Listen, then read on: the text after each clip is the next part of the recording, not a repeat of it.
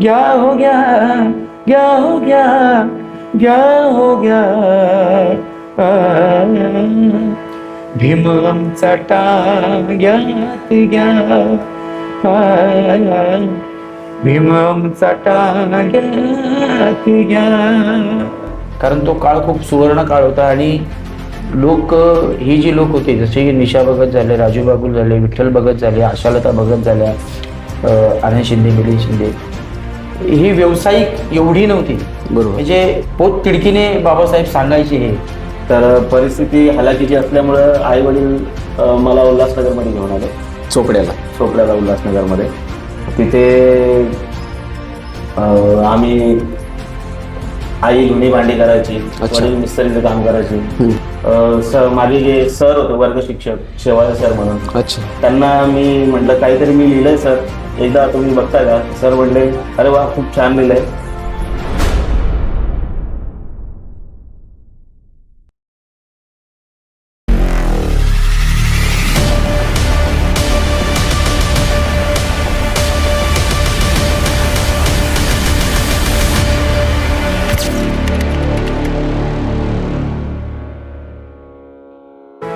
नमस्कार, जय भीम. मी आहे प्रफुल्ल केदारे. आपण पाहत आहात आकाशवाणी. डॉक्टर बाबासाहेब आंबेडकरांची चळवळ गाणे, शब्द, सूर यांच्या माध्यमातून अनेक लोकशाहिरांनी जगाच्या कानाकोपऱ्यात पोहोचवली. वामनदादा कर्डक असतील, लक्ष्मण केदार असतील, विठ्ठल उमप असतील, त्या आजच्या काळातील शिंदे परिवार असेल, यांनी इमाना इतबारे हा विचार जो आहे हा पुढे नेण्याचा प्रयत्न केलाय.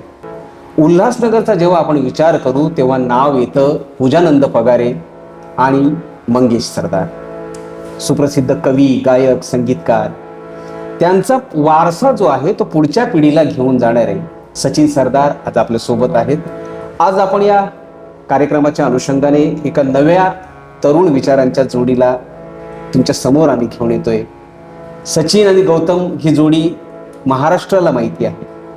वेगवेगळ्या विषयांची गाणी सादर करणं, लोकगीतं असतील किंवा डॉक्टर बाबासाहेब आंबेडकर, छत्रपती शिवाजी महाराज यांच्या विचारांचे वेगवेगळे गीतं असतील, विद्रोही गीतं असतील, वेगवेगळ्या स्टेज शो असतील किंवा सोशल मीडियाच्या माध्यमातून, यूट्यूबच्या माध्यमातून तुमच्या समोर आणण्याचा प्रयत्न ह्या जोडीने यशस्वी केलेला आहे. गेली 2 दशकं हाच वारसा पुढे नेणारे माझ्यासोबत आज आहेत कवी, गायक, संगीतकार सचिन सरदार आणि त्यांच्या सोबतीला आहेत आपल्या हलक्या फुलक्या कधी विद्रोही शब्दातून हा विचार मांडणारे कवी गौतम बाबू. सचिन, सुरुवात तुझ्यापासून करतो मी. सचिन सरदारांचे मामा मंगेश सरदार असतील किंवा वडील पूजानंद पगारे या महाराष्ट्राला माहिती आहेत, नव्या पिढीला देखील माहिती आहे. 2 दशकांपासून हा वारसा तू आपल्या खांद्यावर घेतलेला आहे. नेमकी तुझी गाण्याची सुरुवात कशी झाली, की फक्त घरात तसं वातावरण आहे म्हणून ते पुढे नेण्याचा प्रयत्न केलास? माझे वडील दिवंगत पूजानंद पगारे आणि माझे मामा, ज्यांच्या नावाने आज मी नावारूपाला आलो, मंगेश सरदार. माझ्या घरामध्ये सातत्यानं कलाकारांचं आवक जावक चालू असायची आणि मी बालपणापासून त्यांचे शब्द कानावर पडले. ते कशा पद्धतीने लोकांपर्यंत आपलं गाण्याच्या माध्यमातून चळवळ चालवत होते, ह्या गोष्टी पाहून माझ्या मनावर त्या गोष्टींचा परिणाम होत गेला आणि संगीतमय वातावरण घरामध्ये आधीपासूनच होतं माझ्या. तर मग तो प्रभाव पडून मग मी, आणि एक गॉड गिफ्ट म्हणतो ना आपण, तर तो माझ्या गळ्यातून माझ्या वडिलांकडून मला तो आवाजाची देण ही मला माझ्या वडिलांकडून मिळाली. त्याला फक्त योग्य रीतीने ते म्हणजे बोलतात ना, एक आकार देणं, साचेबद्ध आकार देणं, हे माझ्या गुरूंनी, माझ्या मामांनी, मंगेश सरदारांनी मला ते घडवलं. गाण्याचे धडे दिले आणि त्या पद्धतीने मी घडत गेलो आणि मग तुमच्या समोर हा सचिन सरदार उभा राहिला. गौतम, तुझी लिहिण्याची सुरुवात कधीपासून झाली? मी राहायला भिवंडीत होतो. अच्छा. हां. तर परिस्थिती हलाखीची असल्यामुळं आई वडील मला उल्हासनगरमध्ये घेऊन आले, चोपड्याला उल्हासनगरमध्ये. तिथे आम्ही, आई धुणी भांडी करायची, वडील मिस्त्रीचं काम करायचे. त्या हिशोबाने मग मी शाळा कंटिन्यू केली. तर शाळेत असताना गाणे ऐकणे, वामन दादांची गाणे ऐकणे आणि घरात बाबासाहेबांचे विचार असल्यामुळे वडिलांनी तो बाबासाहेबांचे विचार माझ्या मनात रुजवले. अच्छा. तर त्याच्यामुळे मनात बाबासाहेबांबद्दल आदर आणि लहान असताना म्हणजे इतकं बाबासाहेब समजणं म्हणजे बरं वाटलं. म्हणून शाळेत असताना मी माझे जे सर होते वर्ग शिक्षक शेवाळे सर म्हणून, अच्छा, त्यांना मी म्हटलं काहीतरी मी लिहिलंय सर, एकदा तुम्ही बघता का? सर म्हणले अरे वा खूप छान लिहिलंय, तर एकदा सगळ्यांना ऐकव. तर मी माझा पहिला शेर लिहिला होता तो त्यावेळेस. तो शेर असा होता, जो चलाई तूने वो मोटर कार थी, जो चलाई तूने वो मोटर कार थी, वो तो इंसान ने बनाई एक आविष्कार थी, पर मेरे भीमने जो कलम चलाई वो कलम नहीं, वो धारदार एक तलवार थी. म्हणजे तू बालवयामध्ये तोडका मोडका असेल तू लिहायला प्रयत्न केला होता, पण त्याच्यातही मला चांगला प्रतिसाद मिळाला वर्ग शिक्षकांचा, माझ्या जे विद्यार्थी मित्र आहेत त्यांचा. मग तिथं त्याच्यानंतर मला असं वाटलं की मी काहीतरी लिहू शकतो. मग मी हळूहळू माझी अशी सुरुवात केली आणि आज मी एक कवी गौतम बागुल म्हणून चांगलं चर्चित आहे. पहिलं गाणं असं कोणतं होतं की जे पूर्ण महाराष्ट्राला सचिन सरदार जो आहे तो माहिती पडलाय? माझ्या सुरुवातीच्या काळामध्ये ना माझ्या गुरूंनी म्हणजे बघितलं माझ्यामध्ये मी काहीतरी करू शकतो, तर त्यांनी ठरवलं असं की याच्या आवाजामध्ये आपण गाणं करूया.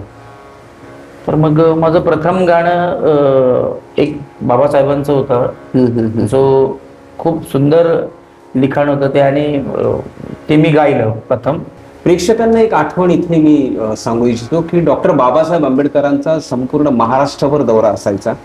समाज जागृतीसाठी जेव्हा चाळीसगावला एक सभा होती आणि सभेमधून जेव्हा जाताना रेल्वे स्टेशनपासून सभेपर्यंत पोहोचायला एका टांगेवाल्याची मदत घ्यावी लागत होती, परंतु महाराष्ट्राचा मजूर मंत्री इतका मोठा माणूस असल्यानंतर देखील जातीयता किती भेसूर होती याचं अत्यंत हृदयद्रावक असं हे वर्णन किंवा चित्रण आहे की तरी देखील डॉक्टर बाबासाहेब आंबेडकरांना तिथल्या जातीयतेने पछाडलेल्या टांगेवाल्याने टांग्यात बसवू नये, त्यांनी नकार दिला आणि शेवटी कार्यकर्त्यांच्या विनंतीला मान देऊन त्याला बक्कळ पैसे दिल्यानंतर तो तयार झाला आणि त्याने टांगा दिला एका अटीवर, पण मी टांगा चालवणार नाही. आणि एका कार्यकर्ता जो नौखा होता तो टांगा चालवण्यासाठी बसला, डॉक्टर बाबासाहेब आंबेडकरांना सभेकडे घेऊन निघाला, परंतु तो प्रशिक्षित नसल्यामुळे टांग्याचं एक चाक खाली घसरलं चकारीच्या बाहेर आणि बाबासाहेब टांग्यातनं खाली पडले. त्यांच्या पायाला जबर दुखापत झाली. एखादा नेता असता तर कदाचित उपचार घेण्यासाठी इस्पितळात दाखल झाला असता, पण माझे समाज बांधव माझी डोळ्यात प्राण आणून वाट पाहतायत, त्यांना जाऊन मला भेटणं, मला संबोधणं, ही जाण डॉक्टर बाबासाहेब आंबेडकरां व्यतिरिक्त मला वाटत नाही की कुठल्या नेत्यामध्ये ही संवेदना जागृत होती.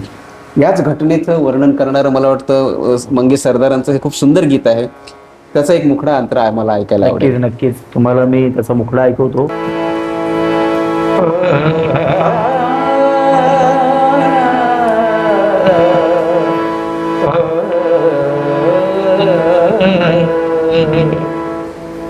विनंती करतो, चरण ही धरतो, हवे तेवढे तुम्हा पैसे ही देतो, घ्या हो घ्या, घ्या हो घ्या, घ्या हो घ्या, भीम आमचा टांग्यात घ्या, भीम आमचा टांग्यात घ्या. जातीने जरी तो आहे महार, नवक्रांतीचा तो आहे शिल्पकार. जाऊन शिकला परदेशात फार, विद्वान आहे आमचा आंबेडकर. नको यातना या मानाने घ्या, घ्या हो घ्या, घ्या हो घ्या, घ्या हो घ्या, भीम आमचा टांग्यात घ्या, भीमचा टांग्या तुझ्या. गौतम, तुझे अनेक लोकगीतं आहेत किंवा काही विद्रोही गीतं आहेत, गझल पण आहेत, ज्यांची मिलियन्समध्ये आम्ही बघतो की व्ह्युअर्स आहेत त्याला. तुझी आवडती कविता कोणती, जी तुझ्या मनाला खूप भावते? मी आई म्हणजे सर्वस्व असते लेकरांसाठी, त्या आईवरनं 2 शब्द लिहिलेत, ते मी तुम्हाला ऐकू इच्छितो. शेवटपर्यंत आम्हा ममता ही मिळाली, सुखी राहिले लेकरांनो आई म्हणाली, सुखी राहिले लेकरांनो आई म्हणाली. पदराची तिने आम्हा दिली सावली ग, पदराची तिने आम्हा दिली सावली ग, जीवनभर आम्हासाठी झटली माऊली ग, आयुष्यभर स्वतः कष्टात जळाली, सुखी राहिले लेकरांनो आई म्हणाली, सुखी राहिले लेकरांनो आई म्हणाली. क्या बात. आई खरंच जे आपल्याला पहिला श्वास ती देते, आपल्या धमण्यांमध्ये रक्ताचा पहिला थेंब ती देते, पण या समाजाला नवसंजीवनी देणारा खऱ्या अर्थानं आई आपली भीमाई होती. तू दोन्ही तिन्ही काळ पाहिलेत, म्हणजे शिंदे परिवाराचं प्रल्हाद शिंदेपासूनचा काळ पाहिला असशील, त्याच्यानंतरचा काळ पाहिला, आनंद शिंदे मिलिंद शिंदेचा पाहिला, आता उत्कर्ष आदर्शचा पण पाहतोय. हे प्रातिनिधिक आहे, पण महाराष्ट्रामध्ये अशा अनेक कलावंत आहेत. तर तुला काय वाटतं, ह्या 20-30 वर्षामध्ये आंबेडकरी जलसेकार असतील किंवा ह्या चळवळीमध्ये, सांस्कृतिक चळवळीत काय बदल घडून आलेले? मी 2003 पासून मी माझ्या गाण्याला सुरुवात केली आणि माझी सुरुवात म्हणजे मी सुरुवातीला कोरस केला. महाराष्ट्राच्या लोकप्रिय गायिका निशाताई भगत यांच्यासोबत मी बरेच वर्ष म्हणजे शिकण्याचा हेतू होता आणि स्टेजला कशा पद्धतीने गायलं पाहिजे, प्रेझेंट झालं पाहिजे आणि कशा पद्धतीनं ते लोकांना प्रबोधन करतात. कारण तो काळ खूप सुवर्ण काळ होता आणि लोक ही जी लोक होते, जसे निशा भगत झाले, राजू बागुल झाले, विठ्ठल भगत झाले, आशालता भगत झाल्या, आनंद शिंदे, मिलिंद शिंदे, ही व्यावसायिक एवढी नव्हती. बरोबर. म्हणजे पोत तिडकीने बाबासाहेब सांगायचे हे समाजाला. तर त्या लोकांना सोडल्यानंतर आत्ताची जी पिढी आहे, एक 10-15 वर्ष लोटल्यानंतरची, ही खूप व्यावसायिक झालेली आहे आणि बाबासाहेब सांगण्यापेक्षा ही स्वतःला प्रमोट करतात. जे स्वतःच्या कपड्यांवर लक्ष देणं, स्वतःवर लाइटिंग लावणं, मग या सगळ्या म्हणजे भपकेगिरी खूप आहे. आणि बाबासाहेबांची चळवळ कुठेतरी ही मागे चालली की काय अशी शंका वाटते, ही शंका वाटते मला. तर आणि लिखाणामध्ये सुद्धा आत्ताच्या लोकांच्या मला तो दम नाही वाटत, कस राहिला नाही, तो कस राहिला नाही. जसं वामनदादा होते, वामनदादांनी पूर्ण आयुष्य चळवळीला दिलं. बरोबर. माझे गुरु मंगेश सरदार यांनी त्यांच्या लेखणीतून बाबासाहेबच सांगितलं नेहमी. आणि कुठल्याही गायकाला त्यांनी गाणं दिलं तर पैशांची अपेक्षाच नाही केली. तर एवढा मोठा बजेट समाजाकडे पण नव्हता त्यावेळेला, आता असेल माहिती नाही, पण तो बजेट लोक विचार नाही करायचे. हे जे गायक झाले पूर्वीचे, हे लोक बजेट नाही विचारायचे. बाबा प्रोग्राम कुठे आहे, उचलल्या बॅगा डोक्यावर, कशा परिस्थितीमध्ये पोचायचे, जे साधन मिळेल, एसटी मिळेल, ट्रेन मिळेल, जशा पद्धतीने ते तिथपर्यंत पोचायचे आणि समाजाला प्रबोधन करायचे. रात्रभर सामने चालायचे. हो, रात्रभर सामने चालायचे. रात्रभर हे लोक थकायचे नाही, कंटिन्यू गात राहायचे. सकाळी 7-7 वाजेपर्यंत मी बघितले, मी प्रोग्राम ऐकलेत, बघितलेत. या लोकांच्या सानिध्यात मी वाढलो. तर मला कुठेतरी असं वाटतं, आत्ताच्या पिढीने जास्त व्यावसायिक न होता बाबासाहेब सांगत असताना ना, तर कुठेतरी मला असं वाटतं आपण कमी पडतोय आता. अच्छा. हो, कुठेतरी कमी पडतोय. ते जनजागृतीचं काम हे गायकांचं आहे, कवींचं आहे, जलसाकारांचं आहे. तर तो विडा आपण घेतला पाहिजे, कारण बाबासाहेब पुन्हा जन्माला येणार नाहीयेत. बरोबर. बाबासाहेब पुन्हा जन्माला येणार नाही. बाबासाहेबांनी आपल्याला, तुम्हाला आम्हाला खूप मोठे विचार दिले, ते विचारच आपल्याला जिवंत ठेवायचे. बस त्याच्यानेच आपला उद्धार होणार आहे. नाही, पण आपल्याकडे म्हणतात की शिवाजी जन्माला यावा पण शेजाऱ्याच्या घरात. हा, पण मग शिवाजी महाराज शेजाऱ्याच्याच घरात का, तू आपल्या घरात का नको? माझ्या मते तर शिवाजी महाराज संपूर्ण समाजाच्या, संपूर्ण महाराष्ट्राच्या, भारताच्या घरामध्ये जन्माला आले पाहिजे. बरोबर आहे. महाराजांचं माझं खूप फेमस गाणं आहे आणि त्या गाण्याला बऱ्याचशा लोकांनी प्रेम दिलं. अच्छा अच्छा. आपल्या मराठा समाजाने खूप ते गाणं डोक्यावर घेतलं, खूप प्रेम दिलं त्या गाण्याला. त्याचा एक मुखडा मी तुम्हाला ऐकवतो. निश्चितच आम्हालाही आवडेल ऐकायला. मर्दाची औलाद आम्ही सशक्त, अंगात आमच्या सळसळत रक्त. मर्दाची औलाद आम्ही सशक्त, अंगात आमच्या सळसळत रक्त. वाघाचे छावे आम्ही नाही अशक्त, वाघाचे छावे आम्ही नाही अशक्त. मर्द मराठे आम्ही, शुभाचे भक्त. मर्द मराठे आम्ही, शुभाचे भक्त. तू जसा आता उल्लेख केला की आजची पिढी जी आहे कसदार लिहित नाही, म्हणजे चळवळीचा पण अभ्यास फार कमी होत चाललाय. पण एक प्लॅटफॉर्म असाही आहे की समाज माध्यमातून आता डॉक्टर बाबासाहेब आंबेडकरांचा विचार जो आहे ही नवी पिढी नव्या दमाने नव्या स्वरूपात मांडताना पण दिसते. आपण दिल्लीचंच उदाहरण घेतलं की ज्या पद्धतीनं ते आंदोलन सक्सेस झालं आणि त्याचा मंत्र फक्त डॉक्टर बाबासाहेब आंबेडकरांच्या घोषणेचा होता. पण एक वर्ग आहे अजूनही जो समाज माध्यमांचा किंवा मोबाईलचा चुकीचा वापर करणारा पण आहे. म्हणजे तुझं काय निरीक्षण आहे त्याच्याबद्दल? त्याच्यावर म्हणजे माझं, मी म्हणजे गौतमचं म्हणा किंवा आमचं, आम्ही नेहमी काहीतरी समाजाला एक मेसेज द्यायचा प्रयत्न करतो. मग ते बाबासाहेब असो किंवा लोकगीत असो, म्हणजे समाजापर्यंत एक काहीतरी चांगला मेसेज गेला पाहिजे. तर एक गंमत म्हणून मी गौतमला म्हटलं काहीतरी नवीन दे त्याच्या पिढीला अनुसरून. तर गौतमने मला एक खूप सुंदर गाणं दिलं होतं, मी ते तुम्हाला ऐकवायचा प्रयत्न करतो.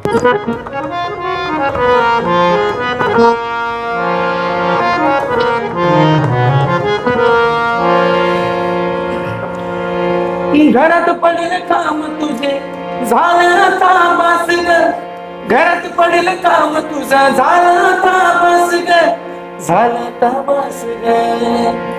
नको इंस्टावरती करू टाइमपास ग, घरी राहिलेले भांडे आधी घास ग.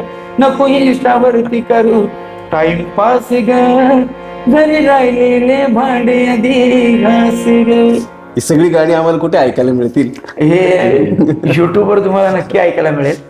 चॅनल आहे तुझं कुठलं? हो हो, आमच्या चॅनलवर आहे. त्या चॅनलवर आम्ही म्हणजे सहज गंमत म्हणून हे गाणं केलं होतं. आणखी असं दोघांचं मिळून कुठलं सुप्रसिद्ध गाणं आहे जे महाराष्ट्राला म्हणजे ते खूप पसंतीला उतरले? ये ताकत देकर हमारी मनुवादी भी शर्मिंदा है, क्योंकि दिल्ली पे लड़ने वाला हर कोई भीम का बंदा है.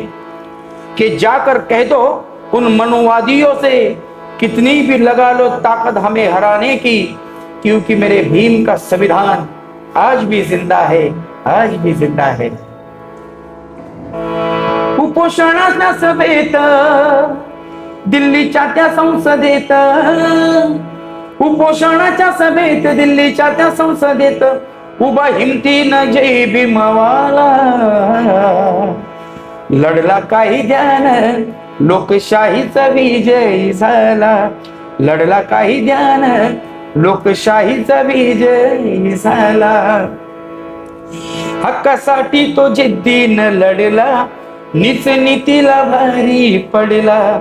संविधानाचं रक्षण करण्या बाबा भीमाचा बच्चा निघाला. खरा भीमाचा तो बेटा दिला अन्यायाला रेटा, खरा भीमाचा तो बेटा दिला अन्यायाला रेटा. साऱ्या जगात हो बोलबाला,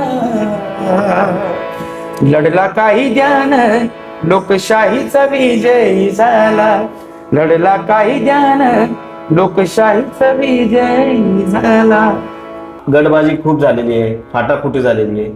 तर त्याच परिस्थितीवर मी काहीतरी माझे विचार मांडण्याचा प्रयत्न करतोय, कारण आपलेच काही दगाबाज लोक आहेत जे चळवळीला मागे ओढण्याचा प्रयत्न करत आहे.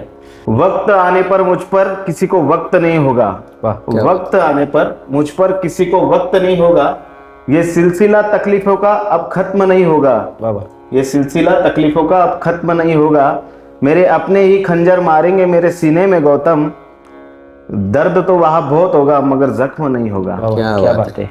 छत्रपति को मानोगे तो शिद्दत मिलेगी, दिल लगाओगे गौतम से तो मोहब्बत मिलेगी, अगर चाहोगे मेरे प्यारे भीम जी को तो तुम्हें भारत में नहीं पूरी दुनिया में इज्जत मिलेगी. बहुत अच्छा. क्या बात.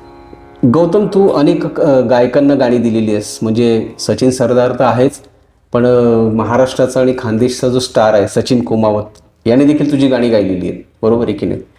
तर खानदेशी भाषेवर मग तुझंही चांगलं प्रभुत्व आहे, तुझंही चांगलं प्रभुत्व आहे. असं एखादं खानदेशी गाणं जे प्रेक्षकांनी डोक्यावर उचलून धरलं असेल, त्याच्या 4 ओळी ऐकायच्या आहेत.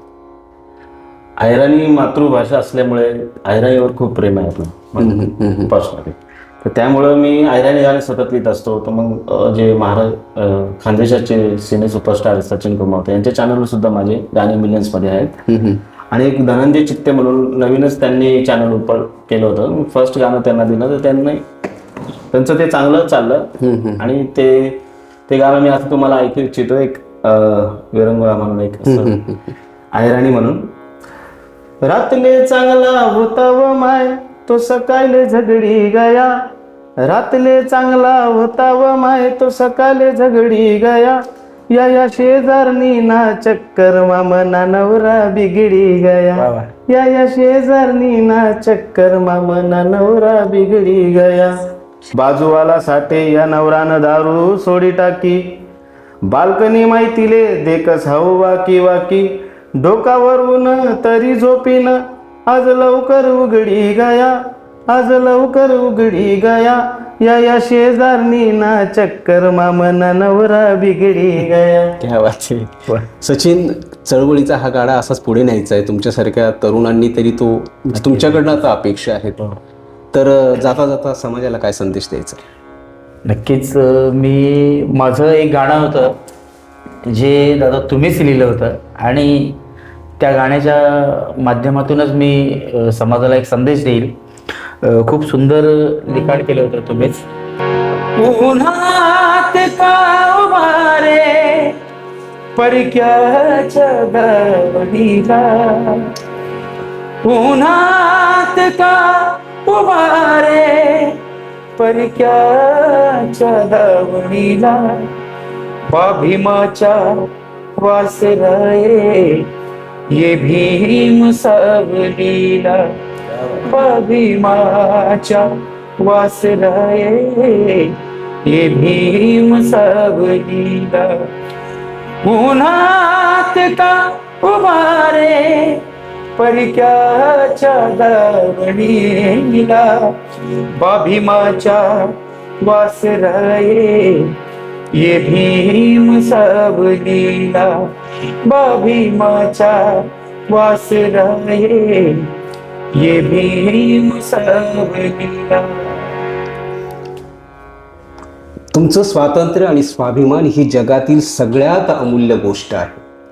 ती कुठल्याही स्तरावर कोणत्याही परिस्थितीत लाचार होऊन कुणाच्याही पायावर गहाण टाकू नका, हा मंत्र आहे डॉक्टर बाबासाहेब आंबेडकरांचा. नेमका हा समाजच तो मंत्र विसरलाय की काय, अशी परिस्थिती जेव्हा निर्माण होते तेव्हा अशा पद्धतीनं कवी गायक पुन्हा एकदा समाजाला ती आठवण करून देऊ इच्छितात. निश्चितच आपण या नोटवर इथे थांबूया. तुमची गाणी अशीच समाजाला जागृत करत राहूत आणि समाजाची सेवा तुमच्या हातून घडत राहो ही सदिच्छा. तुमच्या दोघांचेही अत्यंत मनापासून आभार. धन्यवाद. धन्यवाद.